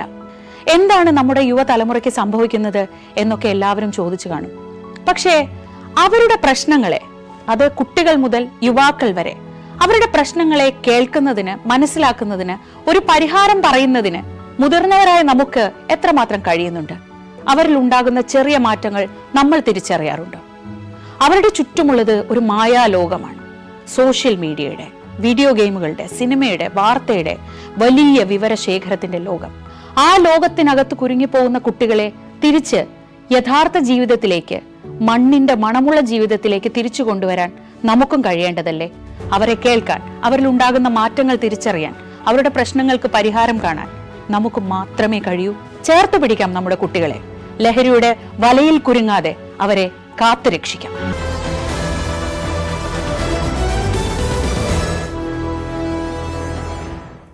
വാർത്തകളിലേക്ക് മടങ്ങിയെത്തുമ്പോൾ സംസ്ഥാനത്തെ ലഹരി വ്യാപനത്തിൽ ഇടപെട്ട് ഗവർണർ രാജേന്ദ്ര ആർലേക്കർ നിലവിലെ സാഹചര്യവും സ്വീകരിച്ച നടപടികളും വിശദീകരിച്ച് റിപ്പോർട്ട് നൽകാൻ ഗവർണർ DGPക്ക് നിർദ്ദേശം നൽകിയിരിക്കുകയാണ്. സംസ്ഥാന വ്യാപകമായി നടപ്പാക്കേണ്ട ആക്ഷൻ പ്ലാൻ തയ്യാറാക്കിയ DGP മുഖ്യമന്ത്രിയുമായി ചർച്ച നടത്തിയ ശേഷം റിപ്പോർട്ട് ഗവർണർക്ക് കൈമാറും. ക്യാമ്പസുകൾ ലഹരി മുക്തമാക്കുന്നതിനുള്ള നടപടികൾ ആലോചിക്കാൻ ഗവർണർ വൈസ് ചാൻസലർമാരുടെ യോഗം ഉച്ചയ്ക്ക് ശേഷം ചേരും. ഡാൻ കുര്യൻ കൂടുതൽ വിവരങ്ങൾ നൽകും. ഡാൻ, നമ്മുടെ സംസ്ഥാനത്തെ വ്യാപകമായി ബാധിച്ചിട്ടുള്ള ഈ ലഹരി എന്ന വിപത്ത്, അതിനെ തടയിടാൻ സർവ്വസന്നാഹങ്ങളും തയ്യാറാക്കുകയാണ്. അത്തരത്തിലുള്ള നീക്കങ്ങളുമായി മുന്നോട്ട് പോവുകയാണ് നമ്മുടെ സംവിധാനങ്ങളെല്ലാം തന്നെ. ആ ഘട്ടത്തിലാണ് ഗവർണർ ഈ വിഷയത്തിൽ കാര്യക്ഷമമായി തന്നെ ഇടപെടുന്നു. നേരത്തെ ക്യാമ്പസുകളിൽ ഇത്തരത്തിലുള്ള ലഹരി വ്യാപനം തടയിടാൻ വേണ്ടി VC-മാരുടെ ഒരു യോഗം നേരത്തെ തന്നെ വിളിച്ചിരുന്നതാണ്. അതിനിടയ്ക്കാണ് ഇപ്പോൾ DGPയുടെ റിപ്പോർട്ട് ആവശ്യപ്പെട്ടിരിക്കുന്നത്.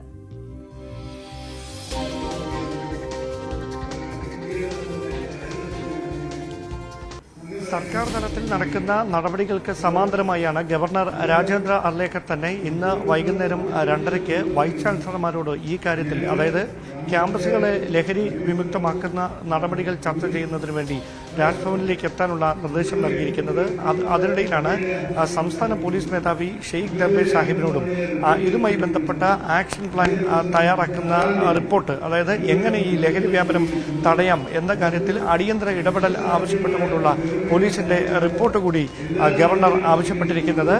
മുഖ്യമന്ത്രിയുമായി കൂടിയാലോചന നടത്തിയതിനു ശേഷമായിരിക്കും നിലവിൽ തയ്യാറാക്കിയിരിക്കുന്ന ആക്ഷൻ പ്ലാൻ സംബന്ധിച്ച റിപ്പോർട്ട് സംസ്ഥാന പോലീസ് മേധാവി ഷെയ്ഖ് ദർബേ സാഹിബ് ഗവർണർ രാജേന്ദ്ര ആർലേക്കർക്ക് കൈമാറുകയെന്നാണ് വിവരം.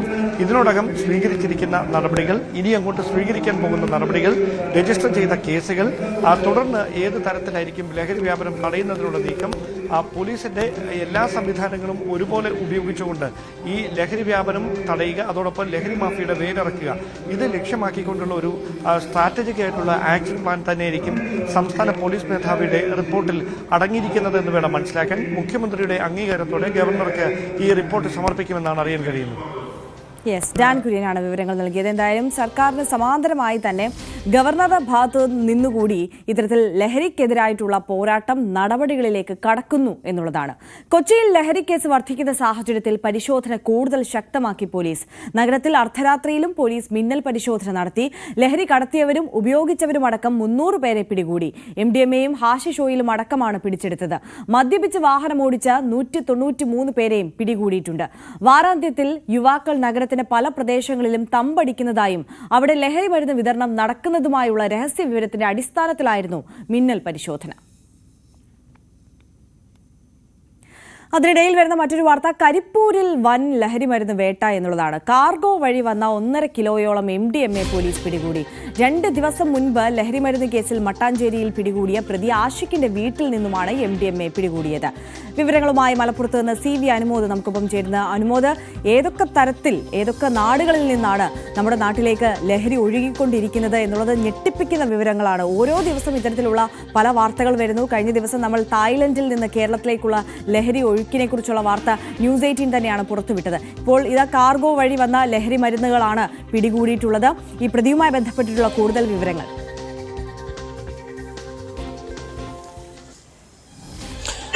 ആര്യ, ഈ കേരളത്തിൽ തന്നെ ഇത്രയും അധികം MDMA പിടിച്ചെടുക്കുന്ന ഒരുപക്ഷെ ആദ്യമായിട്ടായിരിക്കും. 1660 ഗ്രാം എന്നാണ് പോലീസ് നൽകുന്ന കണക്ക്. 1665 ഗ്രാം MDMA ആണ് ഇപ്പോൾ കരിപ്പൂർ പോലീസ് സ്റ്റേഷൻ പരിധിയിൽ നിന്ന് പിടിച്ചെടുത്തിട്ടുള്ളത്. ഈ കേസിലെ പ്രതിയായിട്ടുള്ള ആഷിഖ് 2 ദിവസം മുൻപ് എറണാകുളത്ത് മട്ടാഞ്ചേരി വിളിച്ച് മറ്റൊരു MDMA കേസിൽ പിടിയിലായിരുന്നു. ഇയാൾ അന്ന് 500 ഗ്രാം MDMA ആണ് കണ്ടെടുത്തിരുന്നത്. ആഷിഖിന് കരിപ്പൂരിലേക്ക് ഒമാനിൽ നിന്ന് കാർഗോ വഴി ഒരു പാഴ്സൽ എത്തിയിട്ടുണ്ട് എന്ന വിവരം പോലീസിന് ലഭിക്കുകയും തുടർന്ന് പോലീസ് ഇയാളുടെ വീട്ടിലെത്തി നടത്തിയ പരിശോധനയിലാണ് ഈ ലഹരി മരുന്ന് അടങ്ങിയ പാക്കറ്റ് കണ്ടെടുത്തത്. ഇത് 1665 ഗ്രാം ഉണ്ട് എന്നാണ് പോലീസ് പറയുന്നത്. ഡാൻസ് അപ്പ് സ്ക്വാഡും അതേപോലെ തന്നെ SP-യുടെ സ്പെഷ്യൽ സ്ക്വാഡും കരിപ്പൂർ പോലീസും ചേർന്നാണ് ഇത്തരത്തിൽ ഒരു നീക്കം നടത്തി കേരളത്തിലെ തന്നെ ഒരുപക്ഷെ ഏറ്റവും വലിയ MDMA വേട്ട എന്ന് നമുക്ക് പറയാൻ കഴിയുന്ന തരത്തിലുള്ള ഈ ഒരു MDMA സൈഷർ അവിടെ നടത്തിയിട്ടുള്ളത്. ഇതുമായി ബന്ധപ്പെട്ട് കൂടുതൽ വിവരങ്ങൾ ഒരുപക്ഷെ നമുക്ക് SP അല്പസമയത്തിന് ശേഷം മാധ്യമങ്ങളെ കാണും എന്ന സൂചനയാണ് ലഭിച്ചിട്ടുള്ളത്. എന്നാണെങ്കിലും ഈ ഒരു ലഹരി മരുന്നിന് ഇത്രയും അധികം അളവിൽ പിടിച്ചെടുക്കുന്നത്, അതും വിദേശത്തു നിന്ന് കൊണ്ടുവന്ന MDMA ഇത്രയും അധികം അളവിൽ പിടിച്ചെടുക്കുന്നത് വലിയൊരു വേട്ടയായിട്ട് തന്നെ വേണം കാണുവാൻ.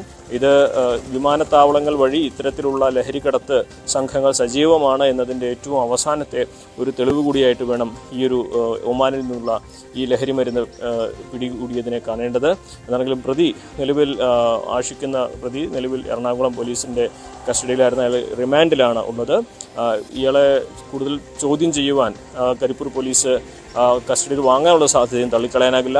എന്നാണെങ്കിലും കേരളത്തിലെ തന്നെ ഏറ്റവും വലിയ ലഹരി മരുന്ന് വേട്ട 1.5 കിലോ 1665 ഗ്രാം MDMA പിടികൂടി എന്നുള്ളത് ഈ ഒരു ലഹരി മരുന്നിന് എതിരായ പോരാട്ടത്തിൽ വലിയ ഊർജ്ജം നൽകുന്ന ഒന്നാകുമെന്ന് ഏറ്റവും പ്രധാനപ്പെട്ട കാര്യമാണ്. അനുമോദം, ഒരു കാര്യം കൂടി, അതായത് ഇത്തരത്തിൽ 1-2 ആളുകൾ വിചാരിച്ചാൽ നടക്കുന്ന കാര്യമല്ല. അനുമോദം നേരത്തെ സൂചിപ്പിച്ചതുപോലെ തന്നെ ഇതിന് പിന്നിൽ വലിയൊരു റാക്കറ്റ് തന്നെ പ്രവർത്തിക്കുന്നുണ്ടാകാം. എന്തായാലും ആഷിഖ് പോലീസിന്റെ കസ്റ്റഡിയിൽ ഉള്ളതിനാൽ തന്നെ ഈ റാക്കറ്റിലേക്ക് അന്വേഷണം കൊണ്ടെത്തിക്കാൻ പോലീസിന് അത് സഹായകമാകുമെന്ന് പ്രതീക്ഷിക്കാം, അല്ലേ? തീർച്ചയായും ആഷിഖിനെ ചോദ്യം ചെയ്തതിൽ നിന്ന് ഒരുപാട് ഈ നിർണായകമായ വിവരങ്ങൾ പലതും പോലീസിന് ലഭിച്ചിട്ടുണ്ട്. അതിൽ നിന്നും അവിടെ നിന്നും കിട്ടുന്നതിൻ്റെ തുടർച്ചയായിട്ടുള്ള സെയ്ഷറുകളാണ് ഇപ്പോൾ നടന്നുകൊണ്ടിരിക്കുന്നത്.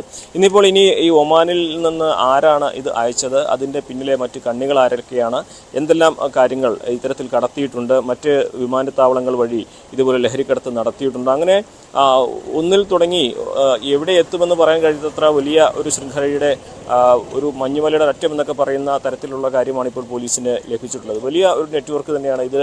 കോടികൾ വില വരും. MDMA-യുടെയൊക്കെ വില നോക്കുമ്പോൾ ചിലപ്പോൾ ഇതിനൊക്കെ കോടികളായിരിക്കും വില മതിക്കുക.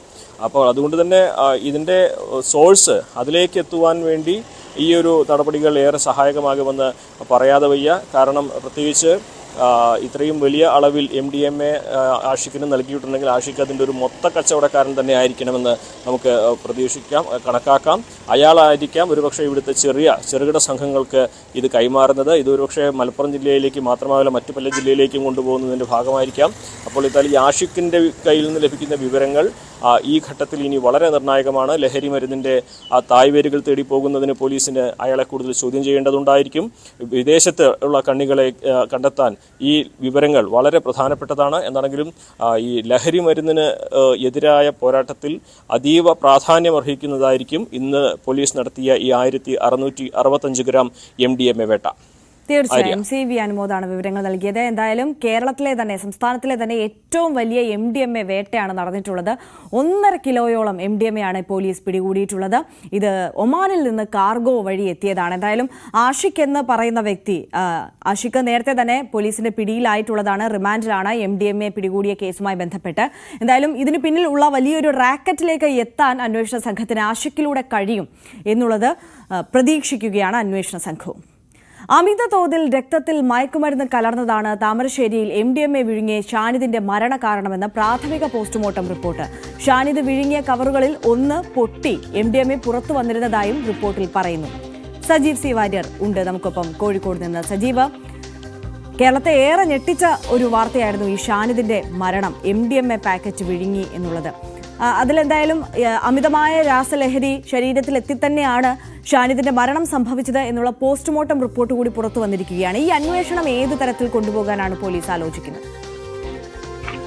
ഈ ഷാനിദിന്റെ മരണം MDMA അമിതമായി രക്തത്തിൽ കലർന്നതാണ് മരണകാരണം എന്ന് പോസ്റ്റ്മോർട്ടം റിപ്പോർട്ടിന്റെ ആദ്യത്തെ പ്രാഥമികമായ റിപ്പോർട്ടിൽ പറയുന്നുണ്ട്. അതേസമയം ഇയാൾ 130 ഗ്രാമോളം MDMA ആണ് അകത്താക്കിയത്. അത് പ്ലാസ്റ്റിക് സിപ്പ് കവറിനകത്ത് ഉണ്ടായിരുന്ന 2 കവറുകൾ MDMA-യും 1 കവറിൽ കഞ്ചാവും ആയിരുന്നു. ഇതെല്ലാം അയാൾ വിഴുങ്ങി പോലീസിനെ കണ്ട് ഭയന്ന ഓടുന്നതിനിടയിലാണ് ഇത് വിഴുങ്ങിയത്. പോലീസിന്റെ ശ്രദ്ധയിൽപ്പെട്ടാണ് ഇയാളെ പിടികൂടുകയും ആശുപത്രി പ്രവേശിപ്പിക്കുകയും ചെയ്യുന്നത്. ശസ്ത്രക്രിയക്ക് ഇയാൾ അനുമതി നൽകാത്തത് കൊണ്ടാണ് അയാളുടെ ശസ്ത്രക്രിയ വൈകിപ്പോയത്. എന്നാൽ ശസ്ത്രക്രിയക്ക് മുമ്പ് തന്നെ ഇയാളുടെ മരണം സംഭവിച്ചിരുന്നു.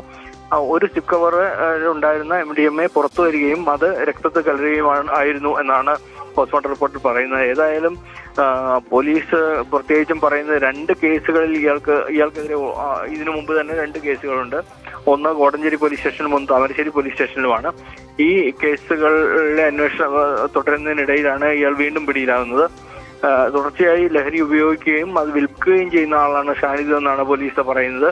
അപ്പോൾ ഈ വിൽപ്പനയിലെ കണ്ണികൾ ആരൊക്കെയെന്ന് കണ്ടെത്താനുള്ള ഒരു അന്വേഷണം ഇപ്പോൾ പുരോഗമിക്കുന്നുണ്ട്. ഡിവൈഎസ്പിയുടെ നേതൃത്വത്തിലുള്ള സംഘമാണ് ഇത് അന്വേഷിക്കുന്നത്. അന്വേഷണ ചുമതല നൽകിയിരിക്കുന്നത് അങ്ങനെയാണ്. അതുപ്രകാരം അന്വേഷണത്തിൽ അതായത് ഇയാളുടെ ബന്ധങ്ങൾ, ഇയാളുമായിട്ട് ഫോണിൽ ബന്ധപ്പെട്ട ആളുകളുടെ വിവരങ്ങൾ തുടങ്ങിയിട്ടുള്ള എല്ലാം പോലീസ് ശേഖരിക്കുന്നുണ്ട്. അതുപ്രകാരം MDMA റാക്കറ്റിനെ കണ്ടുപിടിക്കാൻ കൂടി കഴിയുമോ എന്ന അന്വേഷണത്തിലാണ് പോലീസ്. ആര്യ. ശരി, സജീവ് സി വാര്യരാണ് വിവരങ്ങൾ നൽകിയത്. എന്നാലും ഈ ലഹരി വേട്ടകൾക്കിടയിലാണ് ഇന്നലെ സുപ്രധാനപ്പെട്ട ഒരു ലഹരി വേട്ടയുടെ വാർത്ത വന്നത്. ഹൈബ്രിഡ് കഞ്ചാവുമായി പിടിയിലായ സിനിമാ മേക്കപ്പ് മാൻ രഞ്ജിത്ത് ഗോപിനാഥിനെ കുറിച്ച്. എന്തായാലും രഞ്ജിത്ത് ഗോപിനാഥിനെ സ്റ്റേഷൻ ജാമ്യത്തിൽ വിട്ടയച്ചിട്ടുണ്ട്. അട്ടഹാസം എന്ന സിനിമയുടെ ലൊക്കേഷനിൽ പോയി വരുന്നതിനിടയിലാണ് രഞ്ജിത്ത് പിടിയിലാകുന്നത്. ഇയാളുടെ മൊഴിയുടെ അടിസ്ഥാനത്തിൽ തുടരന്വേഷണം നടത്തും. സിനിമാ മേഖലയിലും പ്രത്യേക നിരീക്ഷണം ഏർപ്പെടുത്തും. വിവരങ്ങളുമായി ഇടുക്കിയിൽ നിന്ന് PS സാഗർ ചേരുന്നു. സാഗർ, വളരെ പ്രശസ്തനായ ഒരു മേക്കപ്പ് ആർട്ടിസ്റ്റാണ് കഴിഞ്ഞ ദിവസം പിടിയിലായിട്ടുള്ളത്. RG വയനാടൻ എന്ന് അറിയപ്പെടുന്ന രഞ്ജിത്ത്. ഈ രഞ്ജിത്ത് ഒരു മൂവി ലൊക്കേഷനിലേക്ക് പോകുന്ന സമയത്താണ് കയ്യിൽ ഈ ലഹരി മരുന്ന് കരുതിയിരുന്നത്. അതുകൊണ്ട് തന്നെ സ്വാഭാവികമായും ഈ സിനിമാ മേഖലയിൽ നിന്ന് ഉള്ള മറ്റുള്ളവർക്ക് ഇതിൽ പങ്കുണ്ടോ, അവരും ഇത് ഉപയോഗിക്കുന്നുണ്ടോ, ആ ലൊക്കേഷനിലുള്ളവർ ഈ ലഹരി മരുന്ന് കാത്തിരിക്കുകയായിരുന്നു. അങ്ങനെ ഒരുപാട് ചോദ്യങ്ങൾ അവശേഷിക്കുന്നുണ്ട്. അത്തരത്തിൽ തന്നെ അന്വേഷണം മുന്നോട്ട് കൊണ്ടുപോകാനല്ലേ പോലീസും തീരുമാനിച്ചിട്ടുള്ളത്? തീർച്ചയായും ആര്യ, ഇന്നലെയാണ് ഇടുക്കി വാഗമണ്ണിൽ വെച്ച് ഇത്തരത്തിലൊരു കഞ്ചാവ് പിടികൂടിയത്. കഴിഞ്ഞ ദിവസങ്ങളിൽ ഉൾപ്പെടെ വ്യാപകമായ ഒരു പരിശോധനയാണ് തൊടുപുഴയിൽ ഉൾപ്പെടെ നടന്നത്.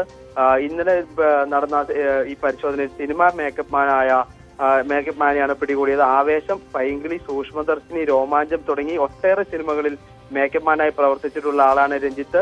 45 ഗ്രാം കഞ്ചാവാണ് ഇയാളിൽ നിന്ന് ഇന്നലെ എക്സൈസ് പിടിച്ചെടുത്തത്. ഇടുക്കിയിൽ ഷൂട്ടിംഗ് പുരോഗമിക്കുന്ന അട്ടഹാസം സിനിമയുടെ ലൊക്കേഷനിലേക്ക് പോകുന്നതിനിടെയായിരുന്നു ഇയാളെ എക്സൈസ് അധികൃതർ പിടികൂടിയത്. തുടർന്ന് നടന്ന ഇയാളുടെ വീട്ടിലും ഓഫീസിലും തുടർന്ന് ഇന്നലെ എക്സൈസ് പരിശോധന നടത്തി.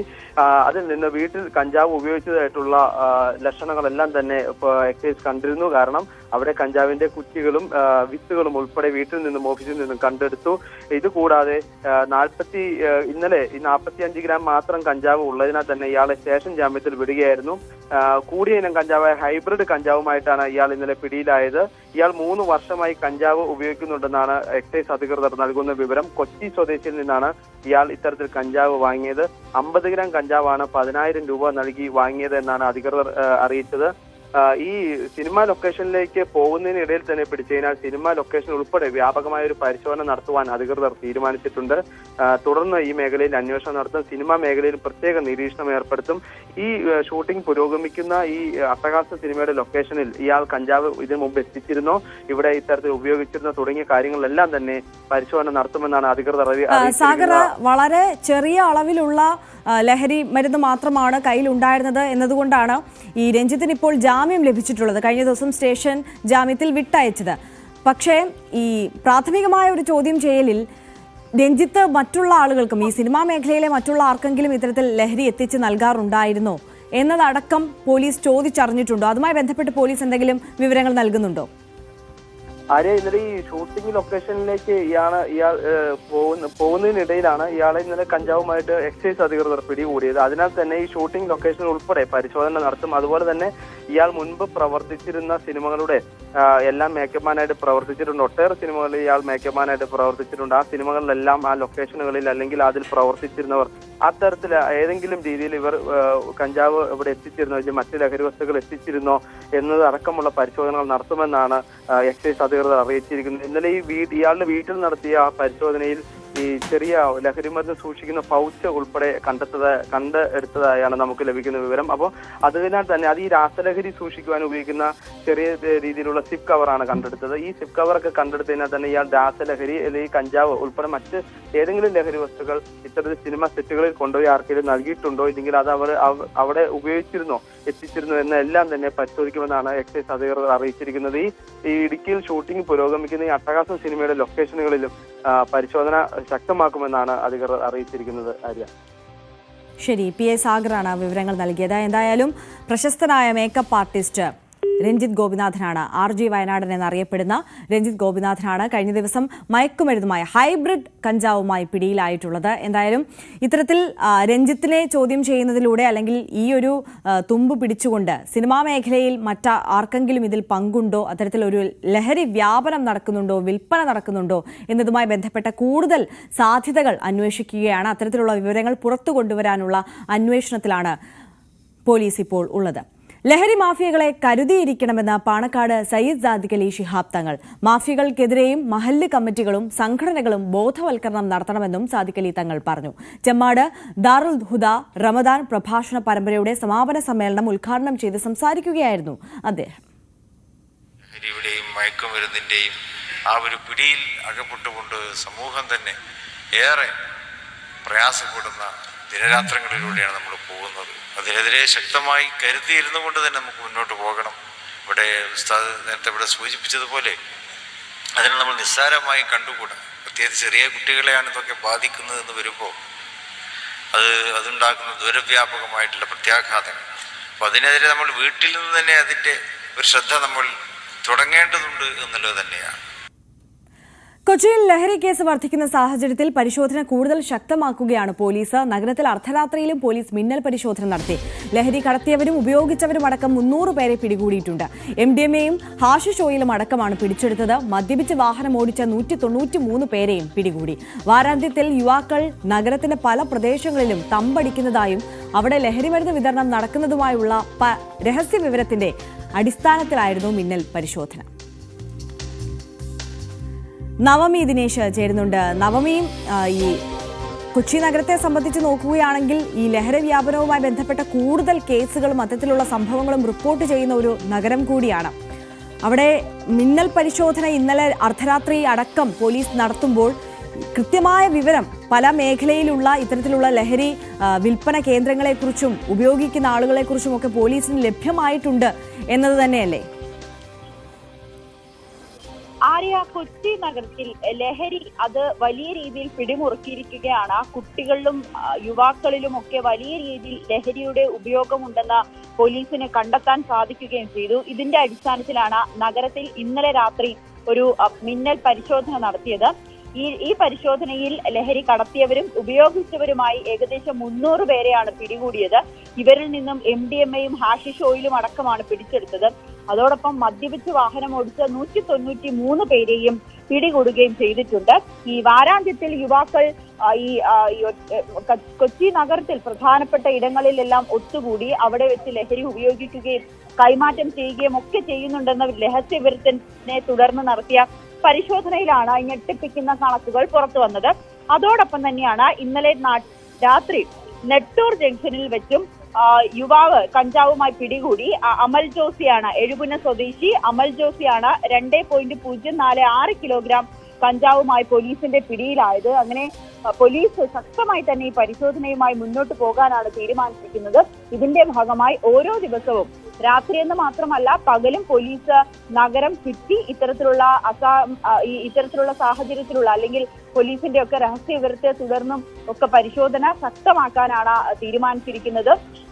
നഗരത്തിൽ ഇപ്പോൾ രാത്രിയോ പകലോ എന്നില്ലാതെ ലഹരിയുടെ ഒഴുക്ക് അത് സുലഭമായിരിക്കുന്നു എന്ന ഞെട്ടിപ്പിക്കുന്ന വിവരമാണ് കമ്മീഷണർ അടക്കമുള്ളവർ പറയുന്നത്. ശരി, നവമി ദിനേശാണ് കൊച്ചിയിൽ നിന്ന് വിവരങ്ങൾ നൽകിയത്. കാസർഗോഡ് ലഹരി വിൽപ്പനയെക്കുറിച്ച് വിവരം നൽകിയതിന് വീട് കയറി ആക്രമിച്ചതായി പരാതി.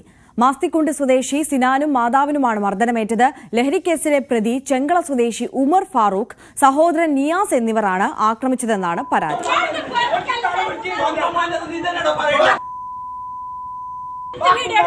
ഒന്നുമില്ല.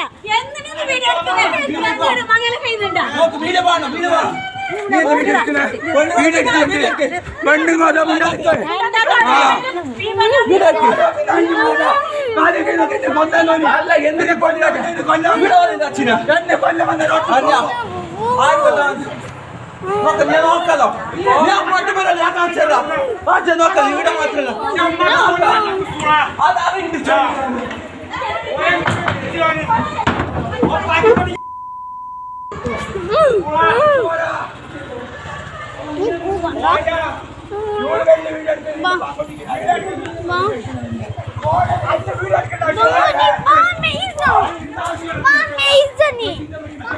ഞാൻ പുരന്ന് പള്ളിക്ക് പോകുന്നുണ്ട്. പള്ളിക്ക് പോകുമ്പോൾക്ക് ഓറ് വന്നിട്ട് നമ്മൾ പുര കയറിയിട്ട് ആക്രമിച്ചതാണ്. കുറേ ഇരുമ്പിൻ്റെ റാഡെല്ലാം ഉണ്ടായിരുന്നു. സംഭവം ഇല്ലെങ്കിൽ ക്ലബ്ബ് പരാതി കൊടുത്തിട്ടുണ്ടായിരുന്നു. ഒരു കഞ്ചാവാടയിൽ ഇങ്ങനത്തെ ഇതുണ്ട് ഇഷ്യൂ ഉണ്ടായിട്ട്. അങ്ങനെ ഇന്നലെ രാത്രി വന്നിട്ട് വൈകുന്നേരം അല്ല ഉച്ചക്ക് വന്നിട്ട് പോലീസ് ഓരെല്ലാം കൊണ്ടുപോയി കഞ്ചാവിൻ്റെ പ്രശ്നത്തിൽ. അങ്ങനെ രാത്രി വിട്ടിന് അങ്ങനെ ഓരോ നമുക്ക് വധഭീഷണിയെല്ലാം മുടക്കിയിട്ടുണ്ടായിരുന്നു. അങ്ങനെ പള്ളിയിലേക്ക് പോകുന്ന സമയത്ത് ഓറ് ഇരുമ്പിൻ്റെ റാഡെല്ലാം കൊണ്ട് വന്നിട്ട് ആക്രമിച്ചതാണ്. തലക്കും ഇവിടെ ഈ ഭാഗത്തും ഒത്ത് കുറേ അടുത്ത് അടിയുണ്ട്. ഇവിടെ എല്ലാം കൈക്കെല്ലാം കൊണ്ടിട്ടുണ്ട്. തലക്കെല്ലാം അടിച്ചിന്. എന്തോ ഭാഗ്യത്തിനാണ് രക്ഷപ്പെട്ടത്.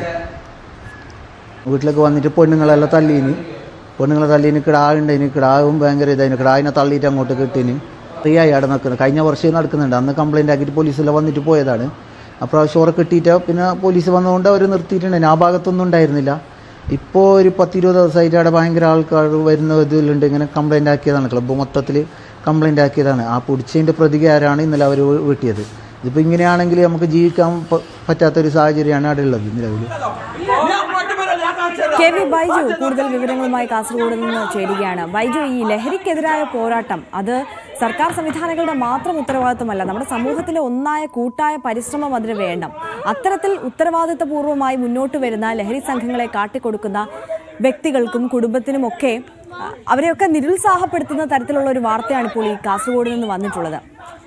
ഇത്തരത്തിൽ മുന്നോട്ട് വരുന്ന അല്ലെങ്കിൽ ലഹരി സംഘങ്ങളെ കാട്ടിക്കൊടുക്കുന്ന ആളുകൾക്കൊക്കെ പോലീസിന്റെ ഭാഗത്തു നിന്ന് ഒരു സംരക്ഷണം കൂടി ഒരുക്കേണ്ട ഒരു സാഹചര്യം വന്നിരിക്കുന്നു എന്ന് കരുതണം, അല്ലേ?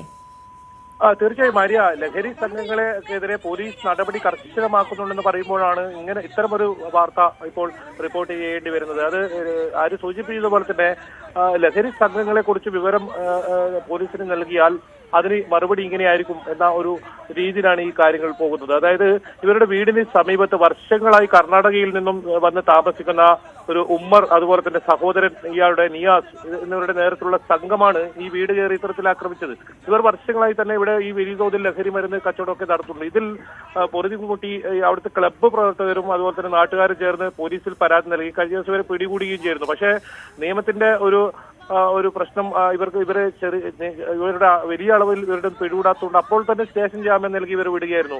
ആ വരവ് നേരെ ഈ വീട്ടിലേക്കായിരുന്നു ഇവർ പറഞ്ഞത്. മാരകായുധങ്ങളുമായി എത്തിയതാണ് ഈ കുടുംബം പറഞ്ഞത്. അത് ഈ ദൃശ്യങ്ങൾ ഇവർ തന്നെ ചിത്രീകരിച്ചാണ്. അതിനുശേഷം ഇവരെ ക്രൂരമായി ആക്രമിക്കുകയായിരുന്നു. ചെറിയ കുട്ടികളെ പോലും ആക്രമിച്ചു എന്നാണ് ഇവർ പറയുന്നത്. അതോടൊപ്പം വീടിന് നേരെ കല്ലെറിയുന്ന സാഹചര്യമൊക്കെ ഉണ്ടായി. തുടർന്നിപ്പോൾ ഇവർ ഈ മാതാവും മകനും ഇപ്പോൾ ആശുപത്രിയിൽ ചികിത്സയിലാണ് ഇപ്പോൾ ഉള്ളത്. ഏതായാലും ഈ സംഭവത്തിൽ പോലീസിൽ പരാതി നൽകിയിട്ടുണ്ട്. പോലീസിനെ സംബന്ധിച്ച് കേസെടുത്ത് അന്വേഷണം ആരംഭിച്ചിട്ടുണ്ട്. ഈ പ്രദേശത്ത് വലിയ തോതിൽ ലഹരി മാഫിയയുടെ ശല്യമുണ്ടെന്നാണ് പറയുന്നത്. അതുകൊണ്ട് തന്നെയാണ് നാട്ടുകാർ ഉൾപ്പെടെ പരാതി നൽകിയത്. പക്ഷേ ഇവരാണ് ഈ തങ്ങളെ പോലീസ് പിടികൂടാൻ കാരണമെന്ന് ആരോപിച്ചായിരുന്നു ഈ ക്രൂര മർദ്ദനമെന്നാണ് ഇവർ പറയുന്നത്. എന്നാൽ പോലീസ് ഇത് സംബന്ധിച്ച് അന്വേഷണം ആരംഭിച്ചിട്ടുണ്ട്. ഇവരിൽ 2 പേരെ ഇപ്പോൾ പോലീസ് പിടികൂടിയിട്ടുമുണ്ട്. എന്നാൽ നേരിയ അളവിൽ ഈ ലഹരി പിടിച്ചാൽ അവർക്ക് സ്റ്റേഷൻ ജാമ്യം വിട്ട് നൽകുന്നു എന്നതിന്റെ ഒരു പ്രശ്നം തന്നെയാണ് ഈ സംഭവത്തിൽ നടന്നത്. അപ്പോൾ തന്നെ സ്റ്റേഷൻ ജാമ്യം നൽകി ഇവർ വരികയും ഇരുചക്ര വാഹനത്തിലാണ് ഇവരെത്തിയത്. അതിനുശേഷം ഈ വീട്ടിൽ വലിയ തോതിൽ സംഘർഷാവസ്ഥ ഉണ്ടാക്കുകയും വീട്ടിന് നേരെ കല്ലെറിയുകയും കുട്ടികളെയും ഇവരൊക്കെ ക്രൂരമായി ഉപദ്രവിക്കുകയും ഇരുമ്പ് ദണ്ടൊക്കെ ഉപയോഗിച്ചാണ് ഇവരെ ആക്രമിച്ചതെന്നാണ് പറയുന്നത്. അത്തരത്തിൽ വലിയ അതിക്രമമാണ് ഇപ്പോൾ ഇവിടെ നടന്നത്. ഏതായാലും പോലീസിന്റെ ഭാഗത്തു നിന്നും ശക്തമായ നടപടി ഒരു ഭാഗത്ത് ലഹരി മാഫിയക്കെതിരെ ഉണ്ടെന്ന് പറയുമ്പോഴും നാട്ടുകാർ ഇത്തരം വിവരങ്ങൾ നൽകുമ്പോൾ അവർക്കും കൂടെ സംരക്ഷണം നൽകണമെന്ന ഒരു ആവശ്യമാണ് ഇപ്പോൾ ഇതിൽ ഉയരുന്നത്. എന്തായാലും പോലീസ് ഇത് സംബന്ധിച്ച് അന്വേഷണം ആരംഭിച്ചിട്ടുണ്ട്. ഈ സംഘത്തിൽ കൂടുതൽ പേരുണ്ട്. അവരെ പിടികൂടാനുള്ള ശ്രമവും ആരംഭിച്ചിട്ടുണ്ട്. ആര്യ, തീർച്ചയായും കെ വി ബൈജു ആണ് വിശദാംശങ്ങൾ നൽകിയത്. ഇവിടെ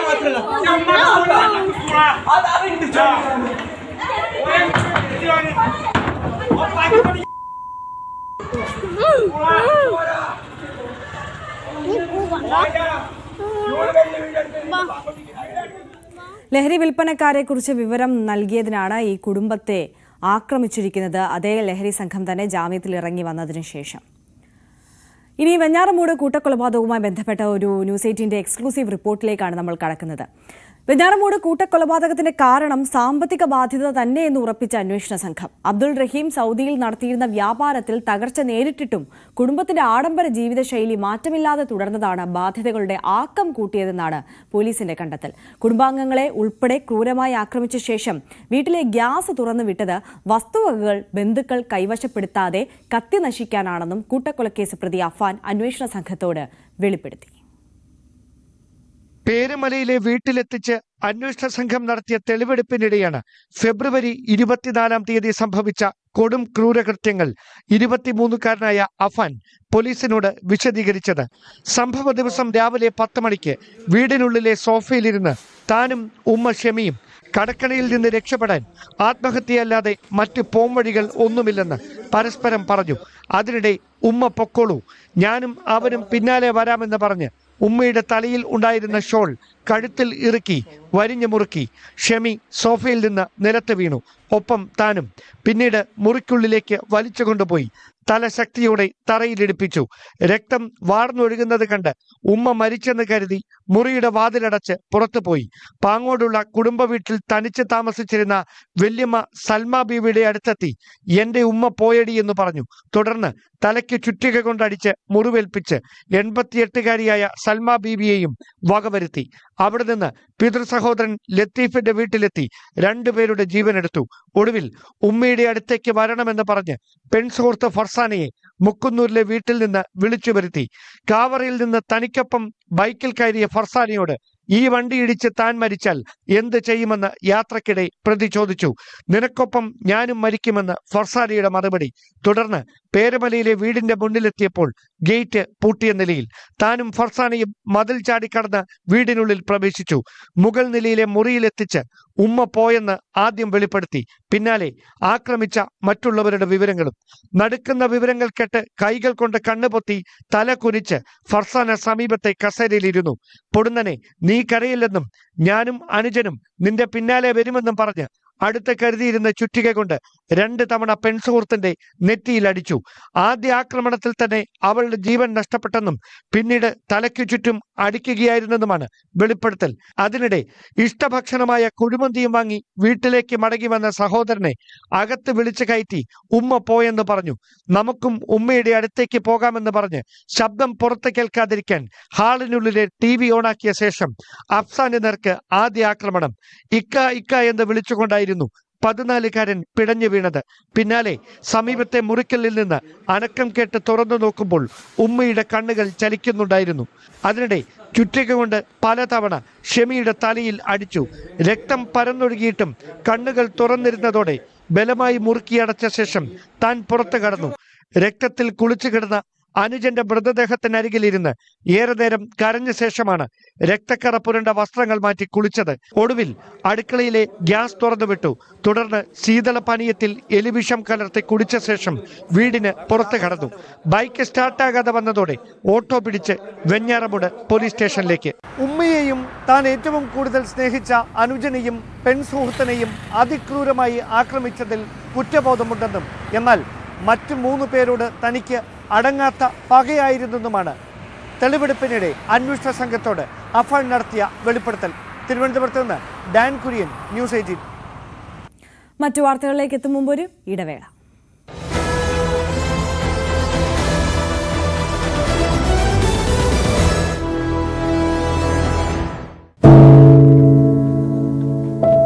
പെരുകുന്ന കുറ്റകൃത്യങ്ങളുടെ വാർത്തകൾ എല്ലാ ദിവസവും വായിച്ച് തളരുന്ന കാലമാണ് മാധ്യമപ്രവർത്തക എന്ന രീതിയിൽ ഇപ്പോൾ.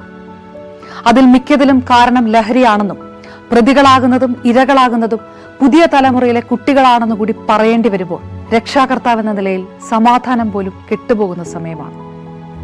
ആരെയാണ് തിരുത്തുക? ആരെയാണ് നന്നാക്കുക?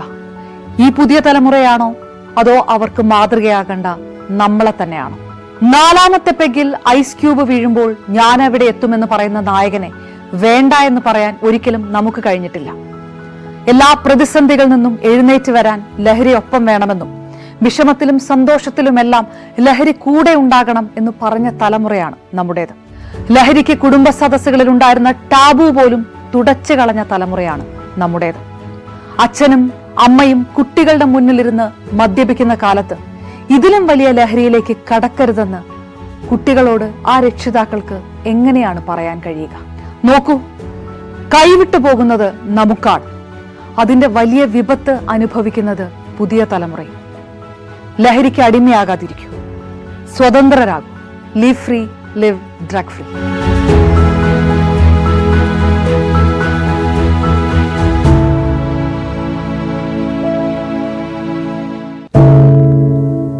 എന്തു പറ്റി നമ്മുടെ നാടിന് എന്ന് ചോദിച്ചു പോകുന്ന കാര്യങ്ങളാണ് ഇപ്പോൾ സംഭവിക്കുന്നത്. എന്തൊക്കെയാണ് നമ്മുടെ യുവതലമുറ തെരുവുകളിൽ കാട്ടിക്കൂട്ടുന്നത്? കൊല്ലാൻ പോലും മടികാട്ടാത്ത ഇവർ സ്വബോധത്താൽ ഇങ്ങനെയൊന്നും ചെയ്യില്ല. നാടിന്റെ അഭിമാനമായി വളരേണ്ട യുവത്വത്തെ ഇങ്ങനെ പോകാൻ അനുവദിച്ചുകൂടാ. നമ്മൾ ഓരോരുത്തരും മാതാപിതാക്കൾ കൂടിയാണ്. നേർവഴിക്ക് നടത്താൻ, തെറ്റുകൾ പറഞ്ഞു മനസ്സിലാക്കാൻ നമുക്ക് കഴിയണം. ഇപ്പോഴത്തെ അക്രമ സംഭവങ്ങളിൽ 99% ലഹരിയുടെ, പ്രത്യേകിച്ച് ഗുരുതരമായ ആരോഗ്യ പ്രശ്നങ്ങളിലേക്ക് കൊണ്ടുവന്നെത്തിക്കുന്ന ഡ്രഗ്സിന്റെ ഉപയോഗമുണ്ടെന്ന് മനസ്സിലാക്കിയിട്ടുണ്ട്. ഇത് നിസ്സാരമല്ല. കണ്ടില്ലെന്ന് നടിക്കാൻ ആർക്കുമാവില്ല. ജീവിതം ഒട്ടേറെ ബാക്കിയുണ്ടെന്ന് യുവതലമുറ മനസ്സിലാക്കണം.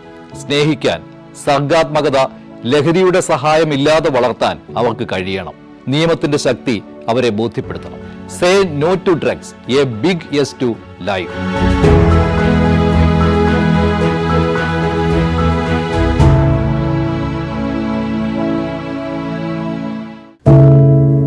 ഒരു മാധ്യമ പ്രവർത്തക എന്ന നിലയ്ക്ക് ഇപ്പോൾ ഏറ്റവും കൂടുതൽ കൈകാര്യം ചെയ്യേണ്ടി വരുന്നത് ലഹരിയുമായി ബന്ധപ്പെട്ട വാർത്തകളാണ്.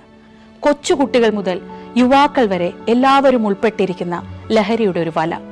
എന്താണ് നമ്മുടെ യുവതലമുറയ്ക്ക് സംഭവിക്കുന്നത് എന്നൊക്കെ എല്ലാവരും ചോദിച്ചു കാണും. പക്ഷേ അവരുടെ പ്രശ്നങ്ങളെ, അത് കുട്ടികൾ മുതൽ യുവാക്കൾ വരെ, അവരുടെ പ്രശ്നങ്ങളെ കേൾക്കുന്നതിന്, മനസ്സിലാക്കുന്നതിന്, ഒരു പരിഹാരം പറയുന്നതിന് മുതിർന്ന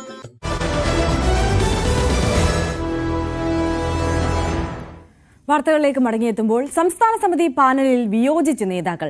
പി ജയരാജനും മേഴ്സിക്കുട്ടി അമ്മയുമാണ് സംസ്ഥാന സമിതിയിൽ വിയോജിപ്പ് അറിയിച്ചത്. വീണ ജോർജിനെ സംസ്ഥാന സമിതി ക്ഷണിതാവാക്കിയതിൽ എ പത്മകുമാറിന്റെ അതൃപ്തി തുടരുകയാണ്. സംസ്ഥാന സമിതിയിലേക്ക് പരിഗണിക്കാതിരുന്ന എൻ സുകന്യയും പരോക്ഷ വിയോജിപ്പ് സമൂഹമാധ്യമങ്ങളിൽ പങ്കുവച്ചു. വർത്തമാനകാല ഇന്ത്യയിൽ മറിച്ചൊരു വിധി ഉണ്ടാകുമെന്ന് നിഷ്കളങ്കരെ നിങ്ങൾ ഇപ്പോഴും പ്രതീക്ഷിച്ചിരുന്നു എന്നാണ് പി ജയരാജന്റെ മകൻ ജെയിൻ രാജിന്റെ വാട്സ്ആപ്പ് സ്റ്റാറ്റസ്. വി വി അരുണും ശശിനാരായണനും വിവരങ്ങളുമായി നമുക്കൊപ്പം ചേരുകയാണ്. ആദ്യം വി വി അരുണിലേക്ക്. അരുൺ, ഈ പുതുമുഖങ്ങൾക്ക് പ്രാധാന്യം നൽകിയ പാനൽ എന്ന കൊട്ടിഘോഷം നടക്കുന്നതിനിടയിലാണ് ഇത്തരത്തിൽ മുതിർന്ന നേതാക്കൾ പരസ്യ വിയോജിപ്പുമായി രംഗത്തെത്തിയത്. ഇത് CPM-നെ വലിയ രീതിയിൽ ക്ഷീണത്തിലാക്കില്ലേ? തീർച്ചയായിട്ടും ആര്യ, CPM-ൽ ഒരുപക്ഷെ ഈ പരസ്യ വിമർശനം ഉന്നയിക്കുന്ന നേതാക്കൾ വളരെ കുറവാണ്. അതിനപ്പുറത്തേക്കുള്ള പല നേതാക്കൾക്കും അതൃപ്തിയുണ്ട് ഈ പാനലിൽ. പി ജയരാജനും മേഴ്സിക്കുട്ടി അമ്മയും സംസ്ഥാന സമിതി യോഗത്തിൽ തന്നെയാണ്. അതായത് ഇന്നലെ കൊല്ലത്ത് സംസ്ഥാന സമ്മേളനത്തിൽ അവതരിപ്പിക്കാനുള്ള പുതിയ സെക്രട്ടേറിയറ്റ് രൂപീകരിച്ചു. ആ സെക്രട്ടേറിയറ്റിന്റെ പാനൽ അവതരിപ്പിക്കുമ്പോഴാണ് പി ജയരാജനും മേഴ്സിക്കുട്ടി അമ്മയും വിയോജിപ്പ് വ്യക്തമാക്കിയത്. ഈ പാനൽ പുനഃപരിശോധിക്കണം എന്ന് പി ജയരാജൻ ആവശ്യപ്പെട്ടു. എതിർപ്പുണ്ടെങ്കിലും എതിർത്ത് വോട്ട് രേഖപ്പെടുത്തില്ല. അത്തരത്തിലൊരു വിയോജിപ്പ് രേഖാമൂലം അറിയിക്കാൻ തയ്യാറല്ല എന്ന് പറഞ്ഞുകൊണ്ടാണ് ജയരാജൻ ഈ സെക്രട്ടേറിയറ്റ് പാനലിലെ വിയോജിപ്പ് വ്യക്തമാക്കിയത്. മേഴ്സിക്കുട്ടി അമ്മയും തന്റെ വിയോജിപ്പ് നേതൃത്വത്തെ ആ യോഗത്തിൽ തന്നെ അറിയിച്ചു. പി ജയരാജൻ കണ്ണൂരിലുള്ള പ്രധാനപ്പെട്ട നേതാവാണ്, മുൻ ജില്ലാ സെക്രട്ടറിയാണ്. അദ്ദേഹം 72 വയസ്സ് പൂർത്തിയാകുന്നയാളുമാണ്. അതായത് ഒരു ടേം കൂടി 3 വർഷം വേണം അടുത്ത സംസ്ഥാന സമ്മേളനം വരാൻ. അതോടുകൂടി ആ 75 വയസ്സ് അദ്ദേഹത്തിന് പൂർത്തിയാകും. അങ്ങനെ പി ജയരാജന് സംസ്ഥാന സെക്രട്ടറിന് വരാനുള്ള അവസരം നിഷേധിക്കപ്പെടും. അതാണ് ജയരാജനെ ഈ രീതിയിലുള്ള എതിർപ്പിന് അല്ലെങ്കിൽ അതിന്റെ വിയോജിപ്പിന് കാരണം. മാത്രമല്ല, കണ്ണൂരിൽ നിന്ന് ജില്ലാ സെക്രട്ടറി ആയിട്ടുള്ള നേതാക്കളെല്ലാം പിന്നീട് CPM-ന്റെ സംസ്ഥാന സെക്രട്ടറിയും ആയിട്ടുണ്ട്. ഈ പി ജയരാജൻ ഒഴികെ അപൂർവ നേതാക്കൾ മാത്രമേ അത്തരത്തിൽ മാറിയിട്ടുള്ളൂ. പക്ഷേ സംസ്ഥാന സെക്രട്ടറി പോലും ഉൾപ്പെടാതെ പോകുന്ന അപൂർവ നേതാക്കളിൽ ഒരാളായി പി ജയരാജൻ മാറുകയാണ്. മേഴ്സിക്കുട്ടി അമ്മ സംസ്ഥാനത്തെ CPM നേതാക്കൾ ഏറ്റവും മുതിർന്ന നേതാവാണ്. വിദ്യാർത്ഥി രംഗം മുതൽ വളരെ പ്രവർത്തന പരിചയമുള്ള നേതാവാണ്. ഇപ്പോഴും അവർ സംസ്ഥാന സമിതി തന്നെ തുടരുകയാണ്. അവരെക്കാൾ ജൂനിയറായ വളരെ ജൂനിയർ ആളുകൾ സംസ്ഥാന സമിതിയിലുണ്ട്. കൊല്ലത്ത് പോലും അവരെക്കാൾ വളരെ ജൂനിയറായ ഒരു നേതാവാണ് ജയമോഹൻ സംസ്ഥാന സമിതി അവർക്കൊപ്പം എത്തുന്നു. അതിലുള്ള അതിർത്തിയാണ് മേഴ്സിക്കുട്ടിയമ്മയും വ്യക്തമാക്കിയത്. മേഴ്സിക്കുട്ടിയമ്മ നേരത്തെ മുതലേ തനിക്ക് പറയാനുള്ള കാര്യങ്ങൾ, എതിർപ്പുള്ള കാര്യങ്ങൾ പാർട്ടി കമ്മിറ്റികളിലും ഒരുപക്ഷെ പുറത്തുമൊക്കെ തുറന്നു പറഞ്ഞിട്ടുള്ള നേതാവ് കൂടിയാണ് മേഴ്സിക്കുട്ടിയമ്മ. എം വിജയകുമാർ സിപിഎമ്മിലെ സംസ്ഥാന സമിതിയിൽ നിലവിൽ പിണറായി വിജയൻ കഴിഞ്ഞാൽ ഏറ്റവും സീനിയറായ നേതാവാണ്. എം വിജയകുമാർ 1984 സംസ്ഥാന സമിതിയിലെത്തുന്നത്. പിണറായി 78. അതിനുശേഷമുള്ള പല നേതാക്കളും സംസ്ഥാന സെക്രട്ടേറിയറ്റും കേന്ദ്ര കമ്മിറ്റിയും പൊളിറ്റ്ബ്യൂറോയിലേക്കും എത്തുമ്പോൾ ഒരു കാലത്ത് സിപിഎമ്മിലെ ഏറ്റവും ശക്തനായ യുവജന നേതാവ് അറിയപ്പെട്ട എം വിജയകുമാർ ഇപ്പോഴും സംസ്ഥാന സമിതിയിൽ ഒതുങ്ങുകയാണ്. അദ്ദേഹത്തിനും സംസ്ഥാന സെക്രട്ടറിയുടെ ഒരു അവസരം ഉണ്ടാകില്ല. തിരുവനന്തപുരത്തുള്ള കടകംപള്ളി സുരേന്ദ്രനാണ് അത്തരത്തിൽ ഒഴിവാക്കപ്പെട്ടത്. മറ്റൊരു നേതാവ് എൻ സുകന്യ, കണ്ണൂർ ജില്ലാ സെക്രട്ടറി അംഗം സുകന്യയും ചെഗുവേരയുടെ പോസ്റ്റ് വാചകങ്ങൾ പങ്കുവച്ചുകൊണ്ടാണ് താൻ സംസ്ഥാന സഭ എത്താത്തുള്ള അതൃപ്തി നേതൃത്വത്തെ പരോക്ഷമായി അറിയിക്കുന്നത്. തീർച്ചയായും വി അരുണാണ് വിവരങ്ങൾ നൽകിയത്. എന്തായാലും പരസ്യമായ വിയോജിപ്പുമായി നേതാക്കൾ രംഗത്തേക്ക് എത്തുന്നു. ശശിനാരായണൻ പത്തനംതിട്ടയിൽ നിന്ന് നമുക്കൊപ്പം ചേരുകയാണ്. ശശിനാരായണൻ, ഈ പത്മകുമാറിന്റെ വിമർശനം, പരസ്യ പ്രതികരണം, അത് വലിയ തോതിൽ ഈ ഘട്ടത്തിൽ ചർച്ചയാവുക കൂടിയാണ്. തന്നേക്കാൾ ജൂനിയർ ആയിട്ടുള്ള വീണ ജോർജിനെ പരിഗണിച്ചപ്പോൾ തനിക്ക് ഒരു സ്ഥാനവും നൽകിയില്ല എന്ന് തുറന്നടിക്കുകയാണ് പത്മകുമാർ. ജില്ലാ നേതൃത്വം ഏത് തരത്തിലാണ് ഈ വിഷയത്തോട്, പത്മകുമാറിന്റെ പരസ്യ പ്രതികരണത്തോട് പ്രതികരിക്കുന്നത്? ഇനി പത്മകുമാറിന്റെ ഭാഗത്തു നിന്നുള്ള രാഷ്ട്രീയ നീക്കം അത് ഏത് തരത്തിലാണ് എന്നുള്ള സൂചനയുണ്ടോ? ആര്യ പറഞ്ഞ പോലെ തന്നെ കടുത്ത വിമർശനത്തിലും അതൃപ്തിയിലുമാണ് സിപിഎമ്മിന്റെ മുതിർന്ന നേതാവ് തന്നെയാണ് പത്മകുമാറിനെ ഈ വീണ ജോർജിനെ ഈ സംസ്ഥാന സമിതിയിൽ ക്ഷണിതാവായി ഉൾപ്പെടുത്തിയതിൽ അതൃപ്തി പരസ്യമായി പറയുകയും ചെയ്തു. 52 വർഷമായി പാർട്ടിക്ക് വേണ്ടി കഷ്ടപ്പെടുന്ന ആൾ, പ്രവർത്തിക്കുന്ന ആളാണ്. SFIയിലൂടെ വരുന്നു, DYFIയിലൂടെ വരുന്നു, അങ്ങനെ സംഘടനയുടെ വിവിധ തലങ്ങളിലൂടെ കടന്നു വന്നാണ് പാർട്ടിയിലെത്തിയത്. നിലവിലത്തെ സാഹചര്യത്തിൽ പാർട്ടിയിൽ പ്രവർത്തിക്കുന്ന ആളുകൾ ഓരോ ഘടകത്തിലും അവരെ ഉൾപ്പെടുത്തുക എന്ന് പറയുന്നത് പാർട്ടിയുടെ പ്രവൃത്തി പരിചയവും അവരുടെ സംഘടനാ പ്രവർത്തനം കണ്ടിട്ടാണ് ചെയ്യുന്നത്. എന്നാൽ തന്നെക്കാൾ ജൂനിയറായ 9 വർഷത്തെ പാർട്ടിയിലുള്ള പ്രവർത്തനങ്ങൾ കൊണ്ട് മാത്രം ഒരു മന്ത്രി എന്ന നിലയിൽ മാത്രമാണ് വീണ ജോർജ് ഉള്ളത്. അവരെ സംസ്ഥാന സമിതിയിൽ പ്രത്യേകം ക്ഷണിതാവാക്കിയതിലുള്ള ഒരു കടുത്ത അതൃപ്തിയാണ് ഈ പത്മകുമാർ ഇപ്പോൾ വ്യക്തമാക്കുന്നത്. അത് ഫേസ്ബുക്ക് പോസ്റ്റിലൂടെയാണ് ആദ്യം വിട്ടത്. പിന്നീട് പരസ്യമായി പറയാൻ അദ്ദേഹം തുനിയുകയും ചെയ്തു.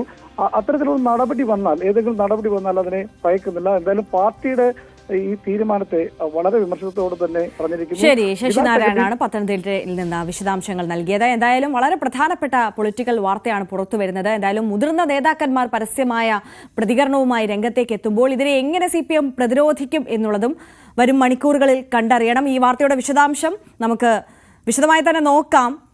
ന്യൂസ് ട്രെൻഡ്സിൽ KP അഭിലാഷ് ചേരും. നമസ്കാരം.